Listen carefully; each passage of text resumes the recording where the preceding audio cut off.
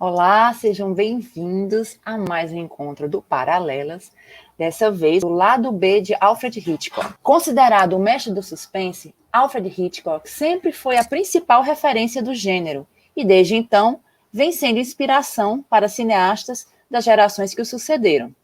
Realizou obras que até hoje são reconhecidas como verdadeiros clássicos do cinema, assim como Um Corpo que Cai, Interlúdio, Psicose, Janela Indiscreta, Os Pássaros, Festim Diabólico, Pacto Sinistro e Intriga Internacional. Contudo, com mais de 50 filmes no currículo, existem excelentes filmes que costumam passar despercebidos, ficando frequentemente fora das listas dos melhores. A partir do encontro de hoje, nos dedicaremos a explorar 10 filmes de Alfred Hitchcock, que muitos consideram seu lado B, mas que apresentam todos os elementos que caracterizam tão bem o trabalho do mestre. Humor, a construção da tensão, trilhas sonoras envolventes, montagem precisa, entre outras coisas. Não podemos esquecer das famosas aparições do cineasta. E hoje, quem está aqui comigo para comentar esses filmes do Hitchcock, na verdade, os 5 primeiros dessa lista, né, é o seu Helder. Oi. Boa noite, pessoal. Olá. O Glauber. Eu queria só perguntar qual é a distância entre Winnipeg e Montreal. Sabidinho. E o Tomás. Olá, gente. Vamos lá, pessoal. Esse encontro que a gente está fazendo surgiu a partir de conversas que nós tivemos a respeito do trabalho do Alfred Hitchcock. Todo mundo tem o seu Hitchcock preferido, mas a gente sabe que um diretor que fez tantos filmes como ele, realmente tem alguns filmes que, mesmo nós que nos consideramos cinéfilos, não assistimos. Dessa lista de 10 filmes, no caso, os 5 primeiros agora que vamos falar, tinha filmes que eu confesso que eu não tinha assistido ainda. O primeiro filme é um deles. Os 39 Degraus, de 1935. No elenco tem Robert Donat, Madeleine Carroll e Lucy Mannheim. O título original do filme é The 39 Steps.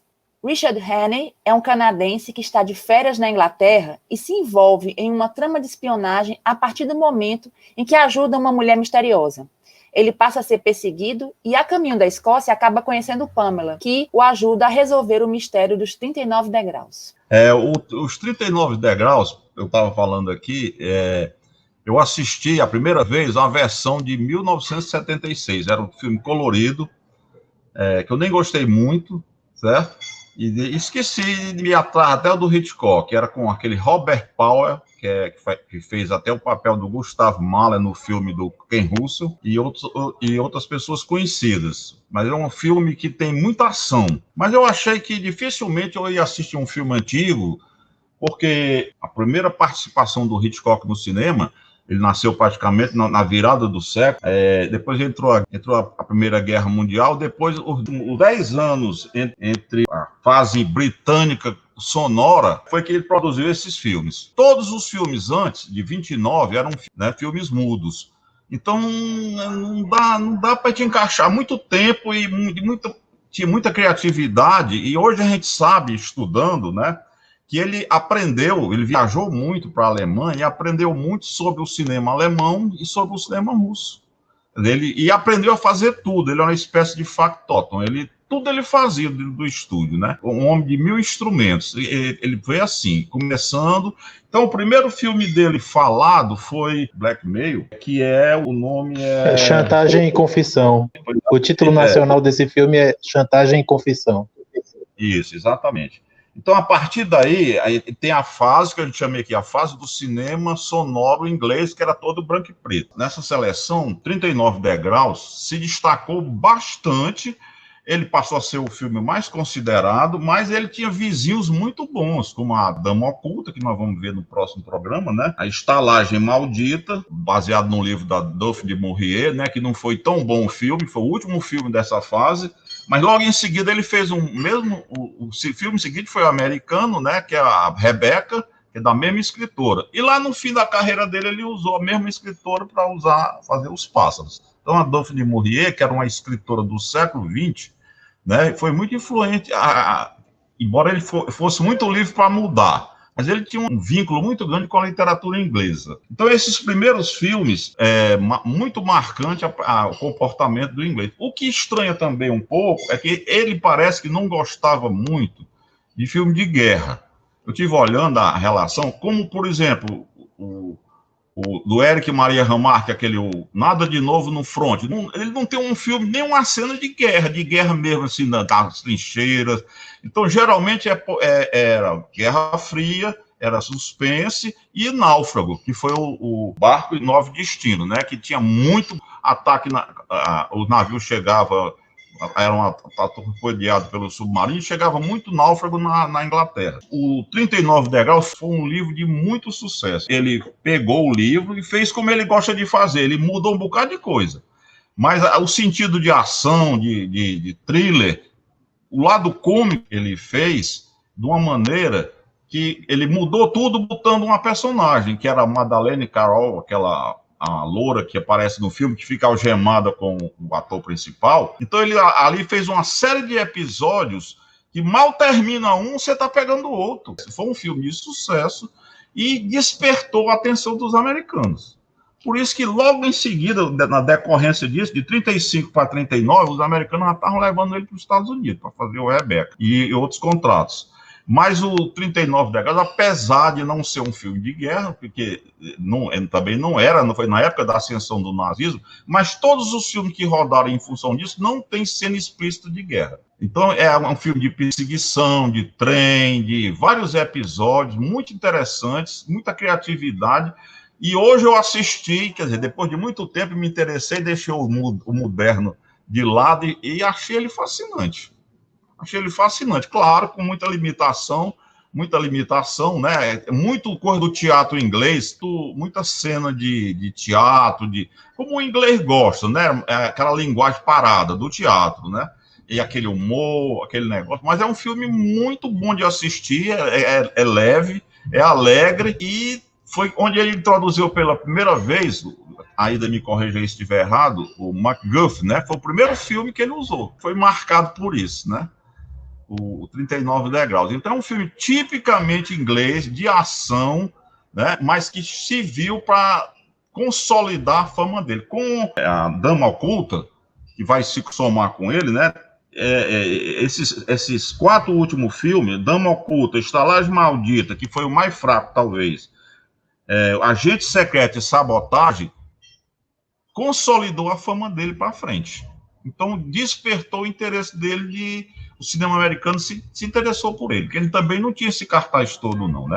Mas vamos ficar só aí, porque eu estou só por enquanto, falando no 39 Degraus. Perfeito, é isso aí.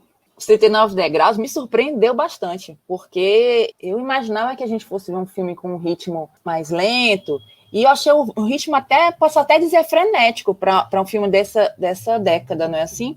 Quem gostaria de falar mais alguma coisa? Quando eu vi pela primeira vez, eu realmente não esperava nada e conhecia pouco da obra do Hitchcock, exceto os grandes clássicos. No entanto, quando eu fui ver essa obra, eu fiquei fascinado porque era um domínio da narrativa impressionante. E mais tarde eu vim a perceber que ele tem uma certa paixão pela temática da espionagem. Eu suspeito até que ele tenha tido informações privilegiadas de métodos de espionagem. Muito antes de 007 havia Alfred Hitchcock e filmes como O Homem que Sabia Demais, Os 39 Degraus. Eu ouso até dizer que o Intriga Internacional tenha sido um remake do 39 Degraus, porque quando eu assisti, muito depois de 39 Degraus, eu achei muito similar. Tipo, Intriga Internacional e 39 Degraus todinho com uma significativa melhora.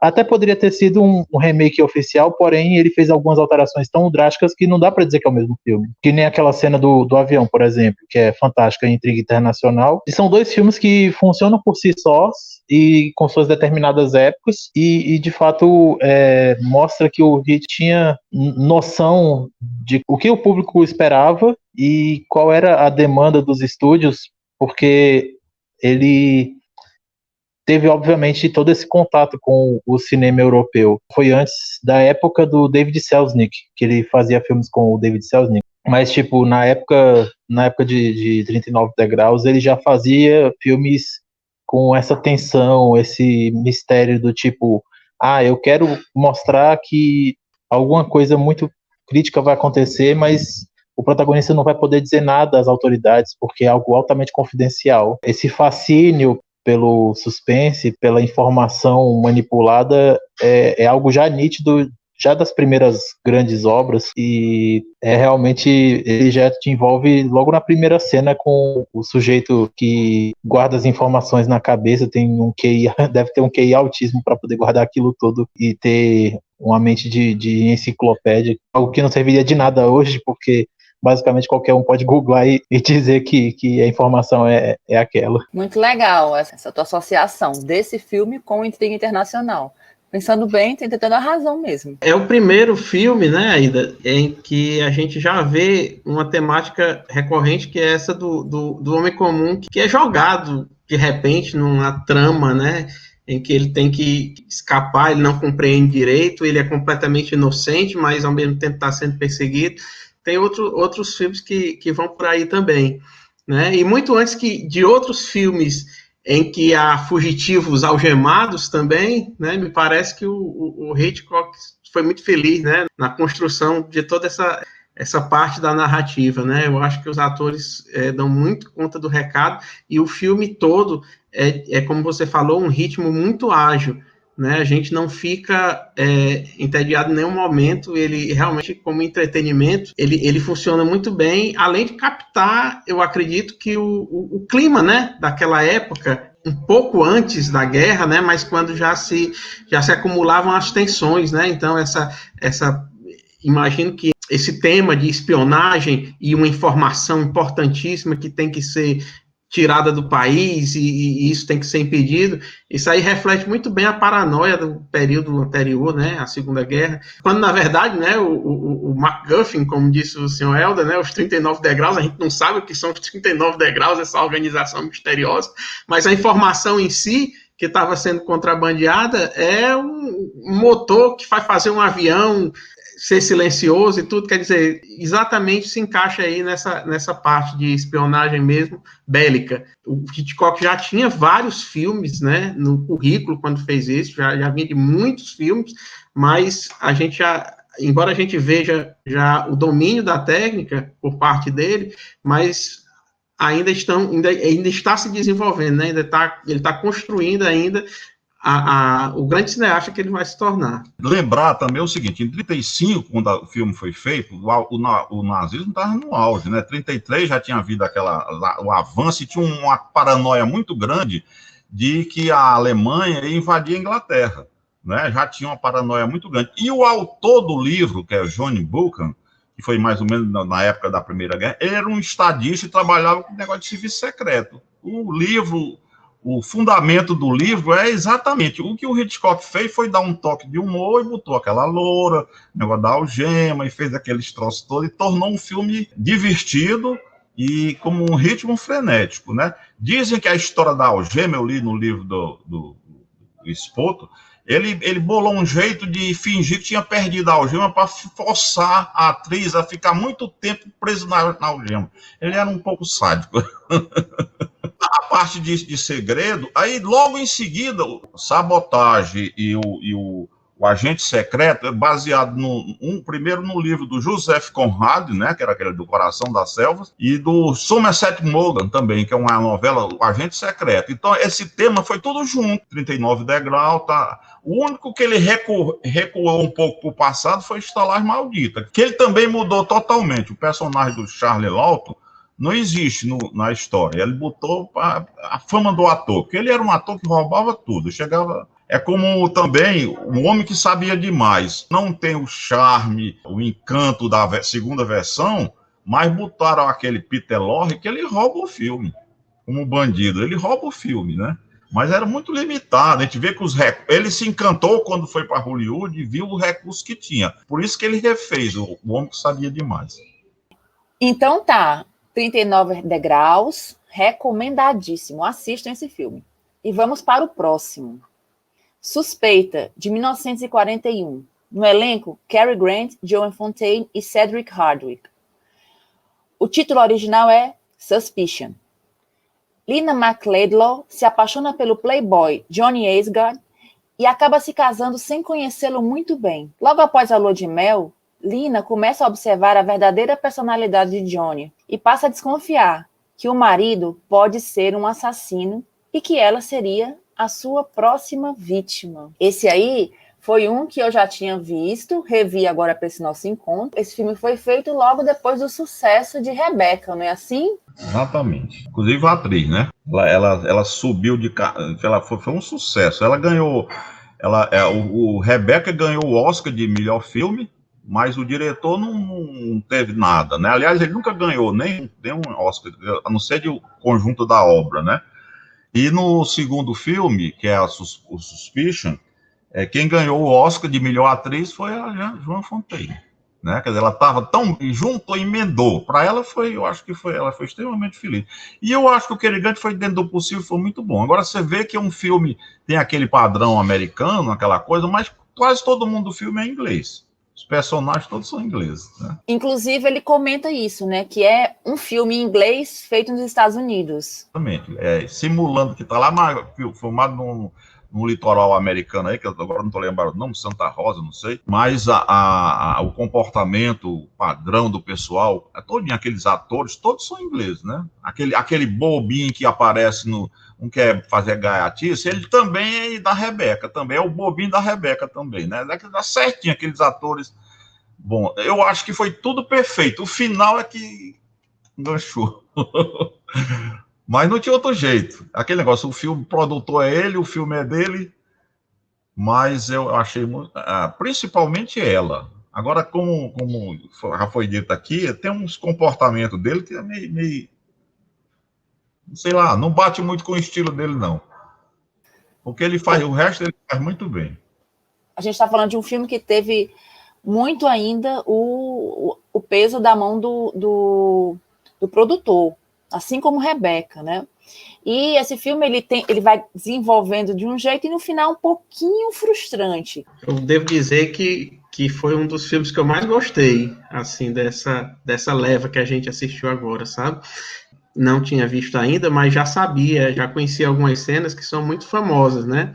A gente até que já tinha comentado aqui, como aquela cena do copo de leite, que ele está subindo, o Cary Grant está subindo as escadas para entregar um copo de leite, e a gente fica na dúvida, a audiência fica na dúvida se ali tem veneno ou não, né? E todo mundo já sabe que o Hitchcock, né, ele deixou a iluminação fraca e colocou uma lâmpada dentro do copo para ficar brilhante e chamar a atenção da gente para aquilo ali. Então ele dirige o nosso olhar exatamente naquele momento em que a gente está vendo pelos olhos da esposa, né, a suspeita se avolumando, e você não sabe se aquilo ali é só o cuidado de um marido carinhoso ou se realmente é o veneno que ela vai tomar, né? E no filme, no corte final, na cena seguinte, a gente vê que de manhã o copo de leite ainda está lá intocado, né? Ela não bebeu.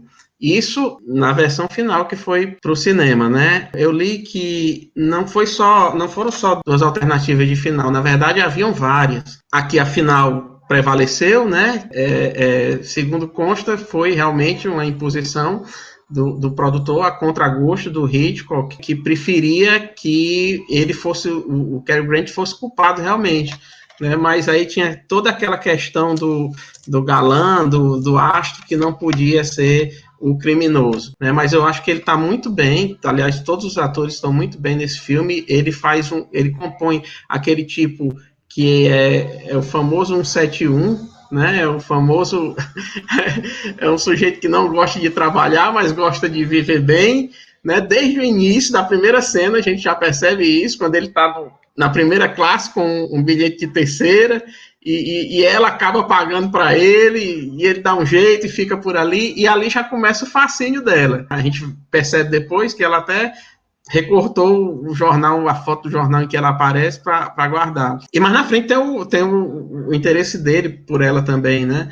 Então, no decorrer do filme, ao mesmo tempo em que a gente percebe toda essa personalidade, né, aproveitadora dele e a maneira como ele constrói a situação para acabar se casando com ela, mas ela também se sente irremediavelmente atraída por ele, né? Não consegue deixar de amá-lo. E as suspeitas que vão acontecendo na mente dela, e a gente acompanha o filme todo pela ótica dela, né, também nos vão invadindo, e em alguns momentos eu me peguei pensando, não, mas realmente eu acho que no fundo ele gosta dela mesmo, será que foi, será que não foi, aí tem aquela subtrama do amigo dele, que ela acha que ele vai matá-lo, depois não foi, e ele acaba morrendo, enfim, mas ela tenta deixá-lo, não consegue, e o final original, ela acaba, mesmo achando que o leite está envenenado, ela acaba tomando, de tanto que ela é apaixonada por ele, e ele se revela realmente um criminoso, né? E isso não aconteceu. Eu concordo que seria um filme bem melhor com isso, acho o final meio abrupto, embora algumas pessoas também digam que uma outra interpretação possível é que, na verdade, ele vai matá-la um pouco mais à frente, só não foi naquele momento ali. Mas eu achei um filme muito bem construído e diverte bastante. Um detalhe, eu não sei se deu para perceber, no final do filme, os atores os dois atores principais já tinham saído já. Ficou na dúvida como é que ia terminar o filme. Tanto o Cary Grant como a Joanne Fontaine tinham saído. Aquelas cenas que eles são filmados voltando de costa, são dublês. Até naquele abraço tem uma coisa dúbia, a gente não sabe ainda direito, né? Mas aqueles são dublê porque os atores já não estavam lá. Agora, tem uma cena, a aparição do Hitchcock, que sempre tem. No final, quando vão botar a carta no correio, ele está lá no correio, o Hitchcock, não é isso? Vocês viram isso? É exatamente isso. Ela admitiu o suicídio dela, mas pensava que o marido dela ia causar um mal à sociedade, por isso que ela fez a carta. Quer dizer, ia morrer por amor, né? Ela sabendo de tudo, mas mesmo assim ela amava ele acima de tudo. É o que eu acho mais curioso nesse filme também, porque ele investiga isso aí, essa personalidade dela que vai descobrindo coisas detestáveis sobre ele, e mesmo assim ela continua. E se tivesse realmente acontecido esse final, como o Lauro falou, teria sido muito mais interessante, porque descobrir não significa que ela vai deixar de gostar dele, né? Seria bem, bem legal. O nosso próximo filme é Um Barco e 9 Destinos, de 1943. Que título, hein? O título original é Lifeboat, e no elenco tem a Tallulah Bankhead. Durante a Segunda Guerra Mundial, em pleno Atlântico, um navio naufraga e alguns sobreviventes tentam escapar em um bote. Eles têm diferentes origens e propósitos, mas tudo se complica quando resgatam do mar um sobrevivente que se revela um nazista. Esse aí é um dos que eu não tinha assistido também, e foi um dos que eu mais gostei.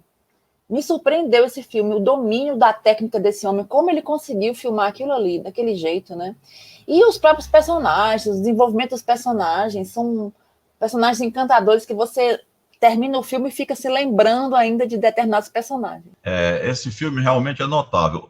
Primeiro, assim, houve um conflito, porque convidaram o Johnny Steinbeck para escrever o roteiro, né, fazer a base, né? Ele foi convidado, mas como ele era da esquerda americana, houve uma pressão muito grande, porque não queria botar que ele fosse. Aí tiveram que mudar também o roteiro com várias mudanças, né? O Joe Swerling, a própria Alma Reville mexeu no roteiro, né?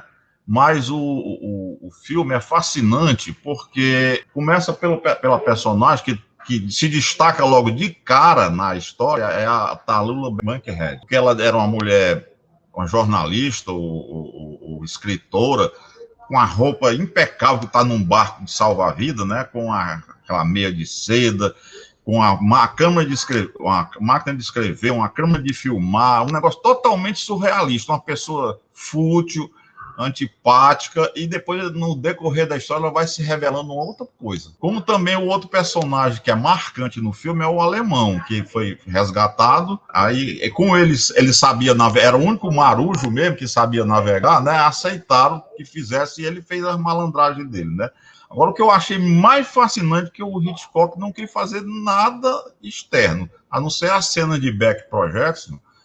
O resto tudo foi dentro de um barco, um quarto de barco e meio barco. Tudo num tanque dentro do estúdio, onde ficava jogando água e coisa, o pessoal todinho. E é tão bem feito, rapaz, que você não percebe. A história todinha é claustrofóbico, né? Porque eram 9 pessoas dentro de um barco pequeno. Termina com questionamentos. Será que não era assim? Será que não era assim?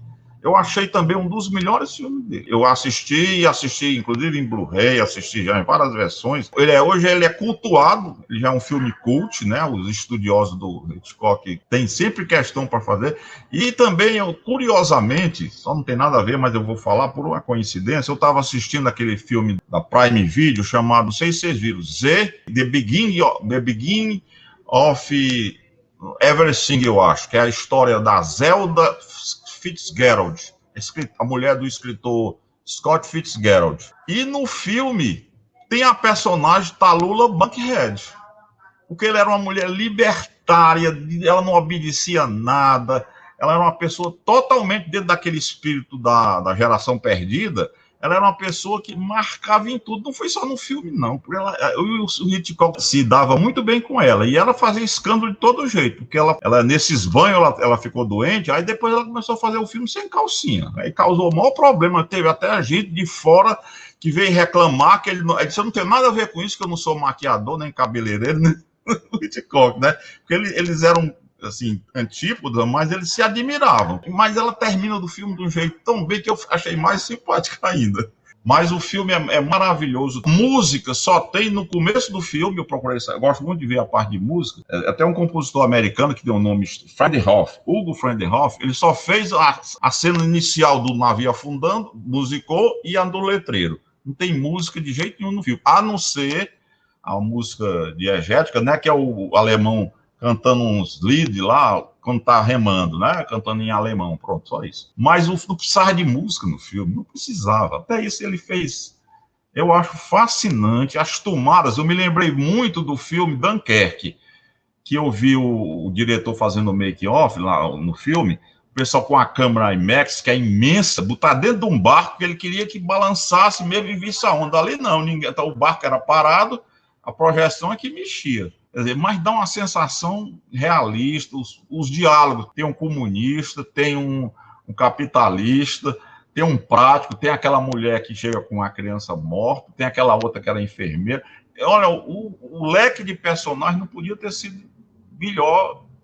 E aquele William Bendix também, que é um excelente ator, que a perna dele estava gangrenada, né? Mas o filme é surpreendente, e vale a pena você ver. Como o seu falou bem agora, que tem cada personagem é um tipo político, o filme em si é uma crítica política, porque, bom, em sendo produzido próximo ao fim da Segunda Guerra Mundial, ele traz uma crítica que demorou a se levar em consideração, e eu acho que hoje tem gente que não percebe a crítica que o Hitchcock faz nesse filme, que é a respeito das divergências. Enquanto os personagens de viés democrático estão confusos, estão em conflito, o nazista ele está à frente de todos, porque ele tem uma estratégia. Ele sabe o que quer e está bem direcionado o que ele quer. Por essa razão, ele acaba dominando, por exemplo, o barco, em dado momento. Ele tem coisas que os outros não têm e esconde para si. No entanto, ainda assim, ele dá aquelas suas pitadas ácidas nessas críticas, quando ele,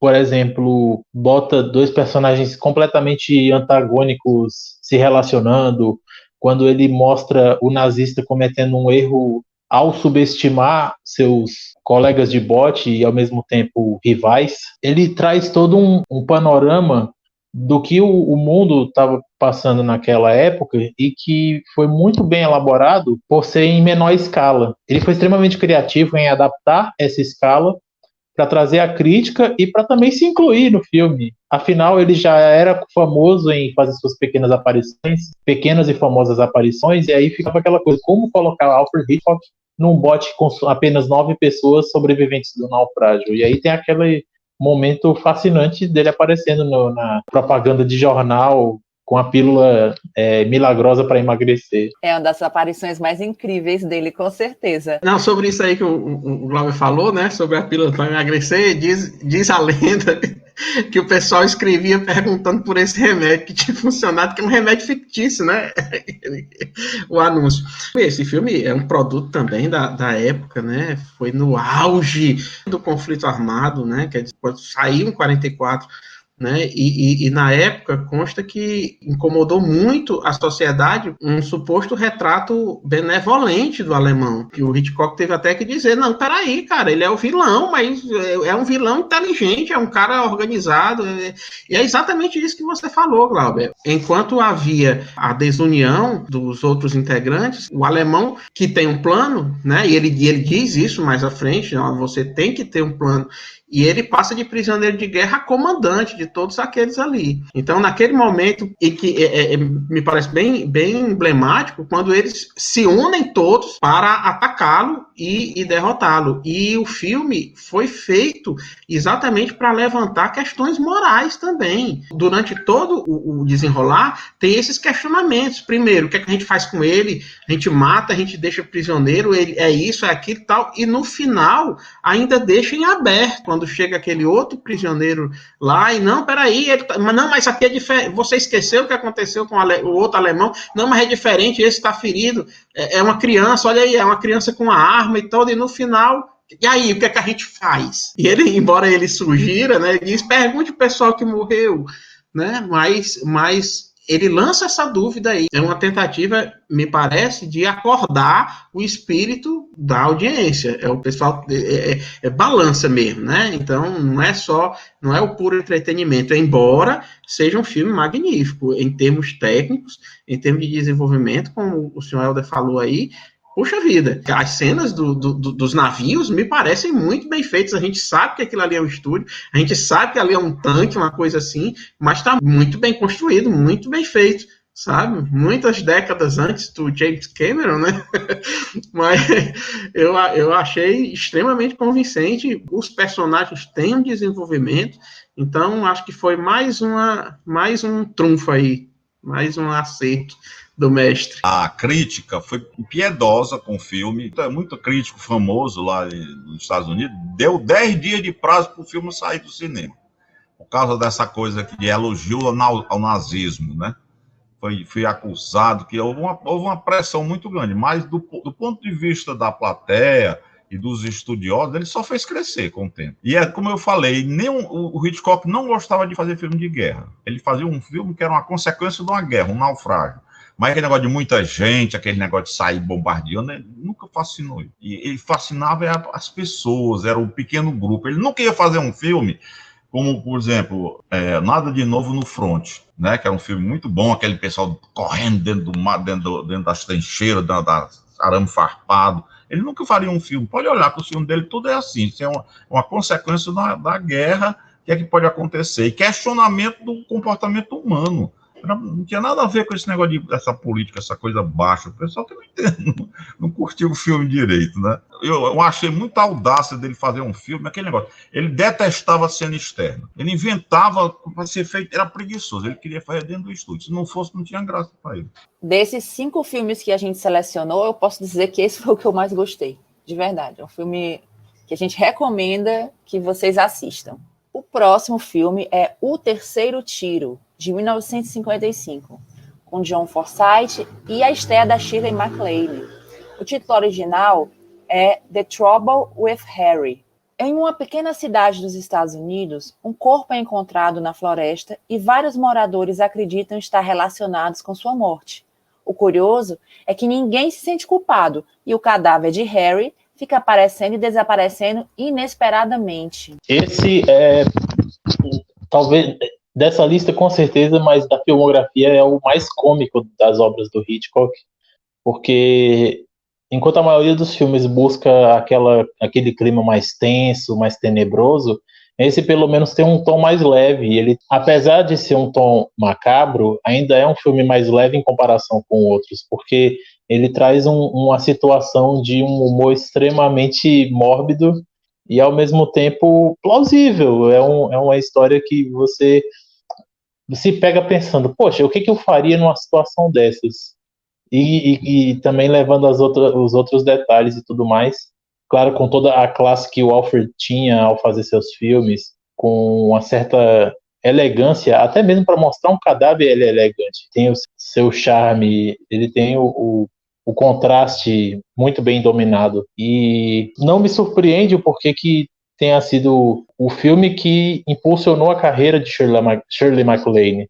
A Shirley é uma atriz fabulosa, mas foi graças a esse filme que a gente conheceu o trabalho dela, e ela veio a fazer outros grandes clássicos posteriormente, contracenar com Jerry Lewis, fazer filme com Billy Wilder e etc, e etc. E é um filme que eu me pergunto, aliás, não me questiono, mas compreendo por que ele não tenha sido tão bem considerado quanto os outros, justamente por essa coisa mais cômica, essa coisa mais jocosa da narrativa. Bom, filme, como o Glauber disse, repleto de humor irônico, né? É aquele humor, eu diria britânico, né? De diálogos meio nonsense que são ditos como se fosse a coisa mais natural do mundo, né?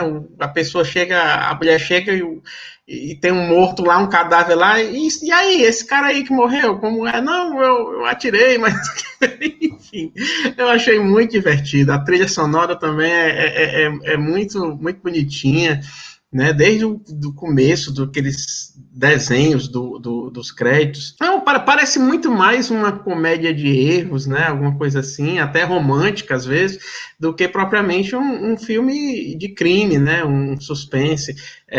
As coisas vão acontecendo e o morto vai sendo enterrado e desenterrado, e o efeito do absurdo das situações que vão acontecendo e que são encarados até com uma certa naturalidade pelas pessoas, provoca esse efeito de toda essa ironia e de todo esse riso. E, além disso, tem a parte romântica, né? Dois casais se formam durante o filme, não tem nenhum grande astro, o elenco não é conhecido, como você disse, foi a estreia da Shirley MacLaine, que está na verdade adorável, né? Eu acho que o título original, né, o problema com o Harry, né, o Harry na verdade é que foi o problema para aquelas pessoas ali, tanto que no final do filme ele diz, pronto, acabou-se o problema.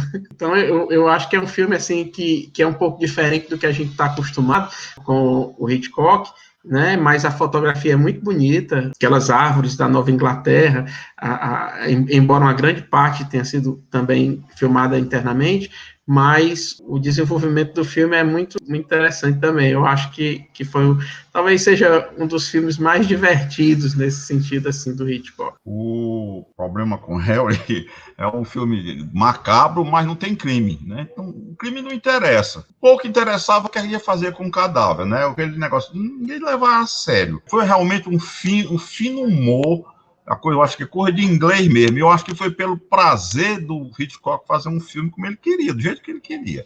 Eu acho que eu interpreto assim. No momento, ele estava cercado, vou ler aqui para vocês verem, antes dele e depois. Antes do Terceiro Tiro, vou dizer aqui 3 filmes do Hitchcock, que foi sucesso, ele não precisava mais fazer mais força. Diz que M para Matar, foi em 54, Janela Indiscreta, em 54, Ladrão de Casaca, em 55. Aí vem o Harry, né? Aí depois vem O Homem que Sabia Demais, segunda versão, O Homem Errado, Um Corpo que Cai, Intriga Internacional, Psicose e Os Pássaros. E Marnie. Quer dizer, aqui teve um fator que é fundamental, principalmente para quem gosta da música, né? Foi talvez a melhor trilha sonora do Bernard Herrmann, né? O Hitchcock dizia, sem dúvida, que daí para frente, todos os filmes que explicam o super sucesso também da dupla, né? Então, a música, se você prestar atenção, rapaz, ela é maravilhosa, ela comenta, ela dá placidez da paisagem, que é Vermont, né? Aquela região da Nova Inglaterra. A instrumentação, que era com instrumento de madeira, era fagote, clarinete, é de uma beleza, rapaz, assim, estonteante, não tem nada parecido. Eu achei e realmente eu concordo com o Hitchcock, foi a melhor trilha sonora que o Bernard Herrmann já fez. E daí para frente foram 8 trilhas seguidas que ele fez, né? Foi a dupla, foi o tempo aqui, o terceiro trilho marca o início da dupla, da parceria, né? Então, num filme pequeno, ele apostou. Aí tinha a fotografia do Robert Burks, que também ficou linda, era aquela placidez daquela paisagem, aquele ambiente tranquilo, descontraído, aquele cara cantando a música do trem, né? Que não tem trem, mas tem um cara um caminhante passa na estrada cantando, né? Tem o figurino da Edith Head, Já era o time vitorioso que ele estava juntando. Os filmes seguintes, todos têm esse pessoal, né? Depois Saul Bass entrou, o Roberto Boyle, tudo que o Hitchcock conseguiu de botar melhor foi no começo do Harry, não foi pelo Harry, mas ele já estava entrando num clima, ele já estava passando por uma fase, aí foi quando ele estourou realmente os grandes sucessos dele, foi Um Corpo que Cai, o Psicose, eu acho que é marcante. Realmente não foi um filme feito, não foi feito para agradar, foi feito para agradar a ele. Eu acho que ali ninguém teve influência, ninguém apitou no filme, eu acho que não, certo? E realmente se você olhar, esse filme não acontece nada, mas exatamente, ele não só é bom filme que acontece coisa, não. O que não acontece nada pode ser um bom filme também, né? É aquele negócio, ele sempre era um cara, do mesmo jeito que ele era para o cinema, era o Bernard Herrmann para a música. Todas as músicas do Bernard Herrmann eram diferentes do que a gente esperava. Se você ver as trilhas sonoras dele, ele experimentou de tudo que ele bem queria e entendia. Por isso que ele brigava com todo mundo, inclusive com o Hitchcock.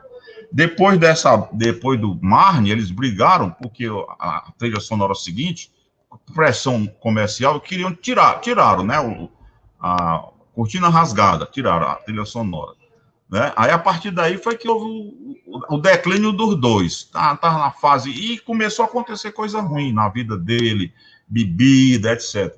Mas o terceiro tem uma caixinha de joia pequena que é importante dentro daquela coleção toda do Hitchcock, eu acho.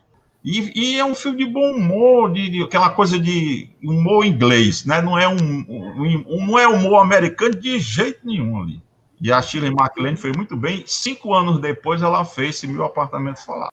Exatamente. Marne, Confissões de uma Ladra, de 1964, com Chip Hedren e Sean Connery. O título original, Marne. Uma bela e mentirosa mulher, Marne Edgar, vive de dar golpes, porém, acaba sendo descoberta por um de seus patrões, o ricaço Mark Rutland, que se apaixona por ela, forçando-a ao casamento. Esse aqui é polêmica. Polêmica mesmo. Antes da gente entrar aqui no ar, a gente estava conversando, é um filme complicado, ele tem cenas incríveis, tem cenas geniais, mas ele é um filme complicado, embora ele mereça ser conhecido, ele tem muitas coisas interessantes. Continuando aquele mesmo time, Tommasini, Roberto Burques, todo esse pessoal estava no filme, né? Aquela curriola do Hitchcock, muito boa, mas o negócio já ia mal, porque ele foi feito, primeiro o Hitchcock fez o filme pensando na Grace Kelly, que tinha topado, inclusive no filme que fala sobre a Grace, conta isso, né? Mas depois o príncipe Renier não queria, até porque tinha essa cena que era polêmica.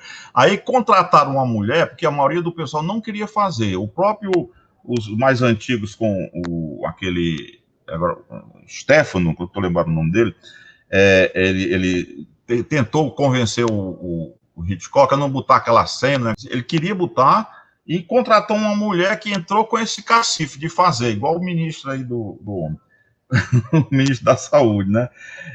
O nome dela era J. Preston Allen. É uma mulher que defendia ter a cena do estupro no casamento. Que era uma coisa, eu acho totalmente desnecessária. Né? Eu acho totalmente. Ele queria mais chocar. Ele tinha uma perseguição dele em relação a Chip Henry, é horrível a gente ler. É bom até repetir assim o filme depois ler, não ler antes não, para não ficar com antipatia. Foi doentio. Aí ele quando a Grace Kelly não veio, ele fez um contrato com ela de quase 8 anos e não deixava ela trabalhar em nada. O contrato era obrigatório, ela ficou sem fazer filme. Ela partiu para outra, que ela era muito boa negócio de moda, ela passou a ser uma ativista de animais. Ela chegou a criar 50 leões numa fazenda que ela tinha lá. Gato, leão, cachorro, esse negócio. E ela terminou as vidas dela como uma pessoa meritória de ter conseguido aquilo, de passar por cima dos problemas, né?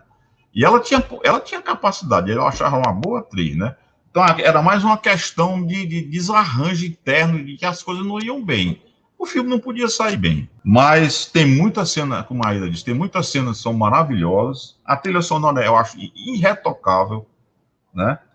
O Sean Connery talvez não tenha sido o melhor ator para isso também, talvez, embora ele seja muito bom, mas eu acho que a Tippi Hedren foi muito bem, mas é como a Aida disse, é o filme polêmico que muda a curva.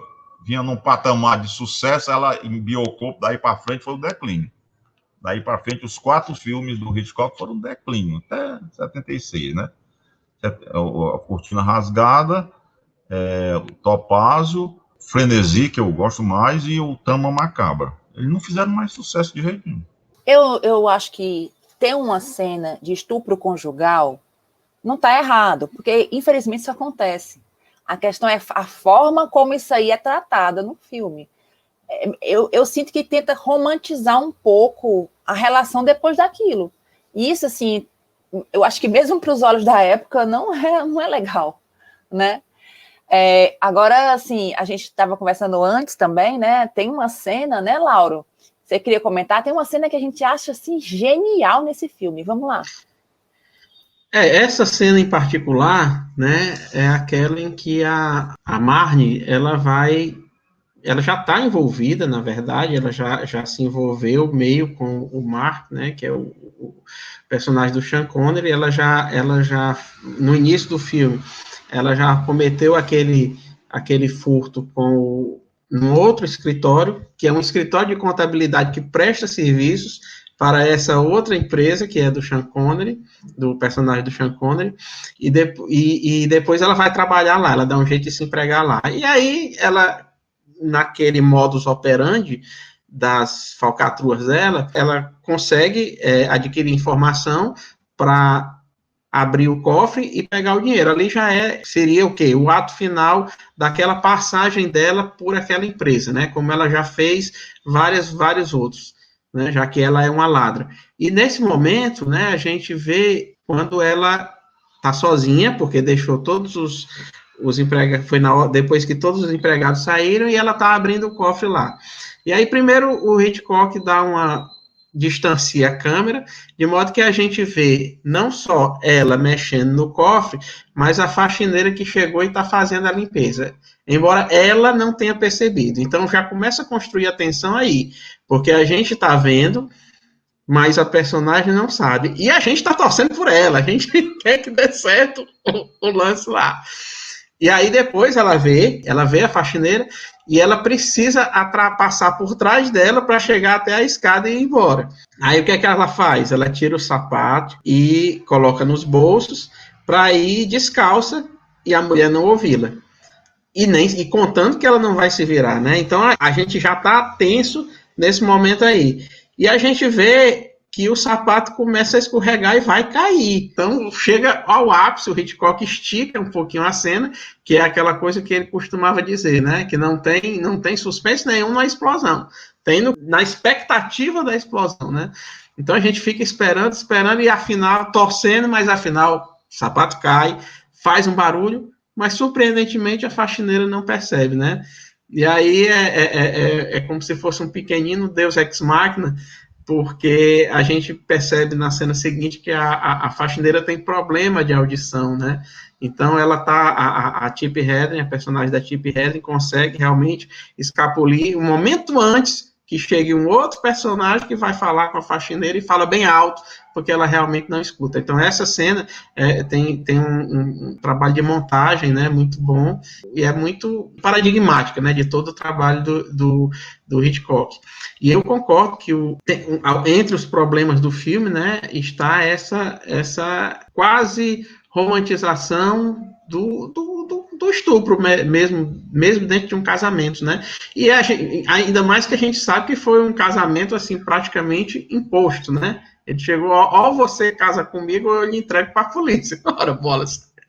Então, ele é, para que o pessoal para quem não viu o filme não nos interprete mal, né? Na verdade, não mostra nada, é totalmente sugerido, mas a gente percebe que é o que aconteceu, que leva inclusive a tentativa de suicídio por parte dela, etc.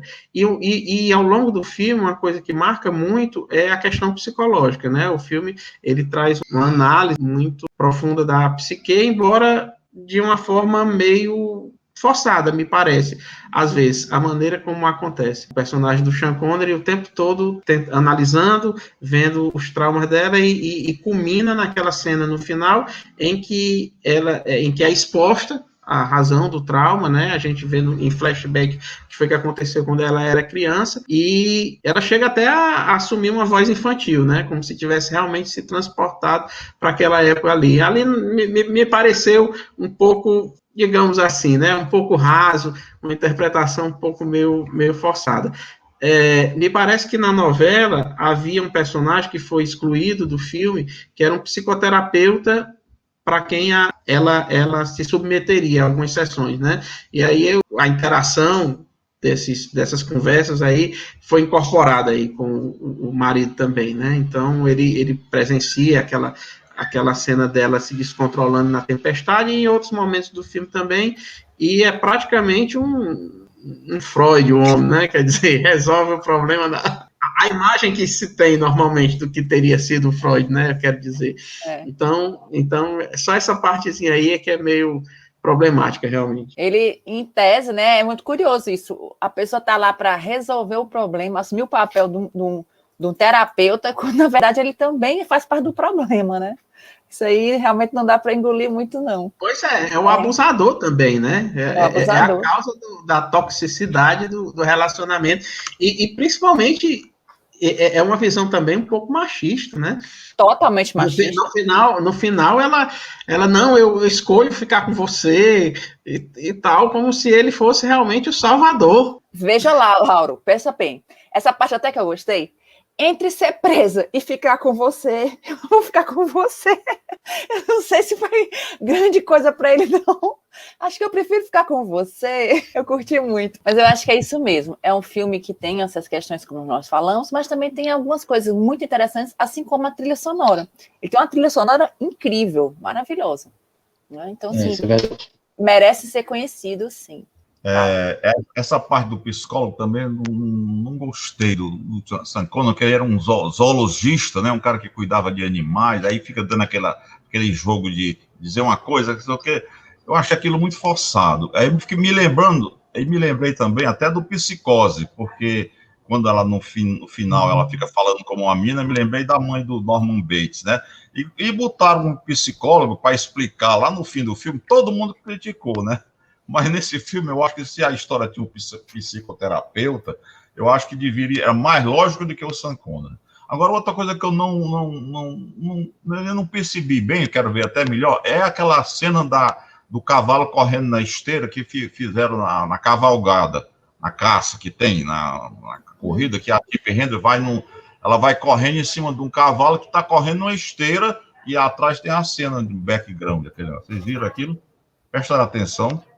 É um maquinário enorme, rapaz, para botar aquele negócio, para botar uma esteira para o cavalo correr em cima da esteira. Como essas esteiras de coisa, né? Ele botou, não sei se é porque aquele negócio, acho que ele estava delirando um pouco, porque não tinha tanto campo ali para correr, não sei para quê, eu até hoje não entendi. Acho que ele estava delirando um pouco, não sei. Eu acho que ele não gosta de sair do lugar dele, não. Ele quer fazer tudo sentadinho, olhando para frente. Não, eu acho realmente ele deixa a desejar. Eu acho que marca o declínio dele por uma série de razões. Esse livro aqui que eu mostrei para vocês conta todo esse lance da Tippi Hedren. É muito bom. Como é o nome do livro? Fascinado pela beleza. Não é fofoca, não. Tem informações maravilhosas que a gente entende um bocado de coisa do filme, né? E esse autor aqui, ele já escreveu, é o 5º livro que ele escreve sobre o Hitchcock. A fofoca é legal também. A fofoca é importante para a gente entender, né? A fofoca tem influência. No caso da Tippi Hedren, é maravilhoso o texto. Eu não gosto de ler essa coisa que é iconoclasta, né? Que derruba o pessoal, esculhamba logo aquele negócio. Eu não gosto muito disso, não. Mas nessa abordagem que ele fez, é muito humana, muito boa. E também faço restrição ao Sean Connery, que eu gosto demais. Mas como 007. Pessoal, a gente está encerrando o nosso encontro, o nosso primeiro encontro sobre o lado B de Alfred Hitchcock. Eu gostaria de agradecer a presença de vocês, do Lauro, do Glauber e do Helder, e dizer que a gente espera que no próximo encontro vocês estejam presentes também. E para quem está ouvindo, gostaria de dizer muito obrigada por sua audiência. Até logo!